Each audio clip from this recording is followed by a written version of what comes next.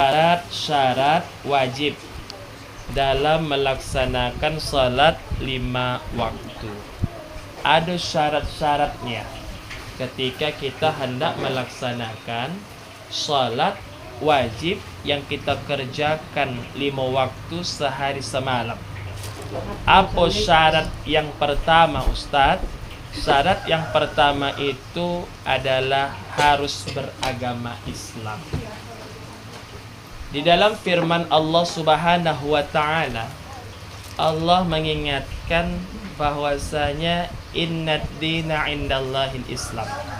Sesungguhnya agama yang Allah ridhai itu adalah agama Islam. Ditanyakan oleh malaikat kepada Rasulullah sallallahu alaihi wasallam di dalam satu hadis sahih bahwasanya apa itu Islam ya Rasulullah? Maka Rasulullah pun menjawab, Islam itu adalah mengucapkan 2 kalimat syahadat. Mengapa dikatakan mengucapkan 2 kalimat syahadat? 2 kalimat syahadat itu maknanya adalah ada yang pertama syahadat tauhid dan yang kedua adanya syahadat Rasul.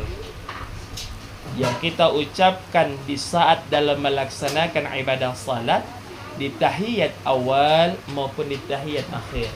Asyhadu an la ilaha illallah wa asyhadu anna Muhammadar Rasulullah. Aku bersaksi bahwa tiada Tuhan yang patut disembah kecuali hanyalah Allah. Wa asyhadu anna Muhammadar Rasulullah, dan aku juga bersaksi bahwa Muhammad itu adalah utusan Allah. Lalu Islam yang kedua kata Rasulullah sallallahu alaihi wasallam bahwasanya mendirikan salat. Itulah yang kita kerjakan sehari semalam. Lalu yang ketiga apa? Melaksanakan puasa di bulan suci Ramadan. Dan yang keempat adalah mengeluarkan zakat. Dan yang kelima adalah menunaikan ibadah haji bagi yang mampu. Mengapa dikatakan melaksanakan ibadah haji itu bagi yang mampu? Karena harus ada istilah istita'ah, kemampuan. Bukan dasar hukum, bukan dasar kemampuannya mengenai tentang kemampuan masalah perekonomian saja, tetapi kita perlu dalam kemampuan dalam segi tenaga. Adanya orang mampu uangnya, mampu perekonomiannya, tapi tak mampu pula masalah tentang fisiknya. Namun ada pula orang yang mampu masalah tentang fisiknya, namun ekonominya pula dan tak mampu. Maka 2 hal inilah yang perlu kita persiapkan sebelum kita menunaikan ibadah haji ke tanah suci. Dan itu semuanya berkat daripada seruan atau sohu daripada Allah Subhanahu wa ta'ala. Namun bayangkan dan ingat, tidak ada yang tak mungkin di atas dunia ini kalau Allah Ta'ala akan berkehendak terhadap suatu hamba. Innama amruhu idza arada syai'an ayyaqula lahu kun fayakun. Kalau sudah kata Allah jadi, maka jadilah. Tak ada satupun manusia yang bisa mengelakkan itu semuanya. Kalau sudah Allah Ta'ala berkehendak terhadap suatu hamba yang diinginkannya untuk bisa pergi, berangkat, beribadah dalam menunaikan ibadah haji maupun umrah.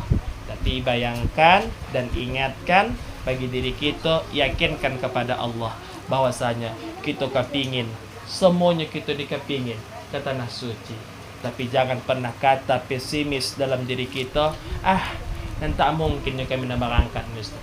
Kami pun susahnya. Kita nggak tahu rezeki seseorang. Bisa saja rezeki itu datang dari diri kita sendiri.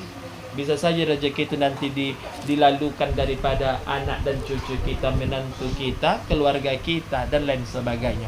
Itulah akibat daripada ridhonya dari Allah Subhanahu wa ta'ala. kepada siapa yang diinginkannya untuk bisa nantinya ke tanah suci akan seruan daripada Allah Subhanahu wa taala. Makanya panggilan Allah tubuh ada 3. Pertama, panggilan seruan azan untuk melaksanakan ibadah salat. Hayya 'alas salah. Panggilan Allah yang kedua adalah panggilan untuk menunaikan ibadah haji maupun umrah. Panggilan yang ketiga, panggilan yang pasti adalah panggilan maut, panggilan yang namanya kematian. Makanya siap-siaplah kita di antara 3 ni. Pertama, panggilan kita untuk melaksanakan ibadah salat. Panggilan yang kedua, panggilan ibadah haji maupun umrah. Yang ketiga adalah panggilan Allah Ta'ala yang namanya satu kematian. Itu pasti datang. Maka setiap yang bernyawa itu pasti akan merasakan yang namanya kematian. Pasti datang, Ustaz. Tapi tak tahulah awak. Tinggal lagi awak ni bayadah dan sehatnya hari ni. Tiba-tiba datang saja seruan tu bayadah. Meninggal ibu tu ya kan? Dah. Abah sehat ni lagi sama alam bayi nama ngaji tu. Sehat. Cegak lagi bayi mana akan ceramah Ustaz tu. Cegak. Rupanya bayadah kau nak tiup angin saja sebentar. Payah pula kalau angin ke dalam perutnya. Itulah namanya kok bahasa kampungnya kau nak angin duduk. Kok bahasa kita angin duduk. Kalau bahasa di medisnya pula katanya pula kau nak jantung dan lain sebagainya. Jadi kadang-kadang kita ni teruslah yang namanya meminta kepada Allah Ta'ala agar senantiasa Allah Ta'ala memberkahi daripada segala umur yang Allah berikan kepada kita. Makanya orang yang bukan Islam itu maka tidak wajib untuk melaksanakan ibadah salat. Orang yang berbeda keyakinan dengan kita tak wajib untuk melaksanakan ibadah salat. Kita suruh pun, kita paksakan pun, ada kawan kita misalkan yang beragama yang lain, ayah mau salat kita. Dicontohnya salat kita tu, ditirukannya apa yang kita kerjakan. Apakah sahnya salatnya? Tidak. Karena dia tidak memenuhi syarat yang pertama, yaitu tidak beragama Islam. Kita ini yang hadir nih udahlah berstatus dan beragama dan berkeyakinan yang dibawakan oleh Rasulullah sallallahu alaihi wasallam, yaitu kita semuanya ini adalah beragama Islam. Yang kedua, syarat wajib untuk melaksanakan salat 5 waktu itu adalah suci dari haid atau suci daripada nifas. Rasulullah sallallahu alaihi wasallam bersabda, qala Rasulullah sallallahu alaihi wasallam li Fatimah binti Abi Hubaysh ija aqbalatil haidatu fad'is salah. Beliau berkata kepada Fatimah binti Abi Hubaysh, apabila datang haid maka tinggalkanlah salatmu. Maka riwayat ini diriwayatkan oleh Bukhari. Jadi tidaklah wajib bagi seorang yang haid atau dalam keadaan nifas, tidaklah wajib dia untuk melaksanakan daripada ibadah salat. Yang ketiga, apa syarat wajib kita melaksanakan salat? Yaitu berakal. Orang yang tidak berakal maka tidak diwajibkan salat. Kata Rasul, ada 3 golongan orang yang tak diwajibkan melaksanakan salat. Siapa 3 golongan itu, Ustaz? Pertama, orang yang tertidur sampai ia terbangun. Yang kedua, anak kecil sampai ia balik. Yang ketiga adalah orang gila, orang yang tidak waras, orang yang tak berakal. Jadi kalau di antara kita misalkan yang hadir ni di antara 3 ni, kalau tak mau salat, pilihlah salah satu di antara 3. Apakah kita orang yang tertidur? Apakah kita ni orang yang masih kecil? Apakah kita ni tergolong kepada orang gila? Tapi kita tak tergolonglah kepada orang yang gila, tetapi kita semuanya orang yang waras, tetapi terkadang puak-puak gila banyak.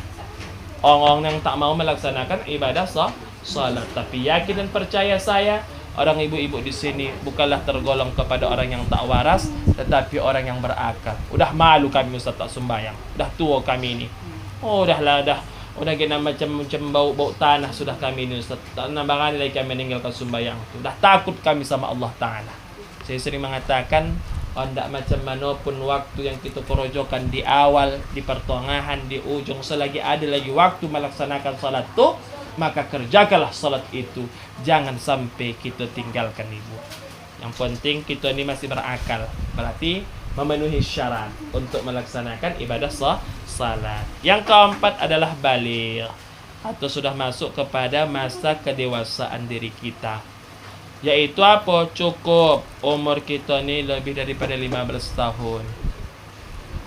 Bagi seorang perempuan, maka dia sudah jatuh hukumnya itu apabila dia sudah haid atau sudah menstruasi. Bagi seorang laki-laki sudah ada namanya mimpi basahnya, keluar spermanya dan lain sebagainya. Dan yang terakhir, yang kelima adalah telah sampai dakwah dalam perintah Rasulullah SAW untuk melaksanakan daripada ibadah salat itu.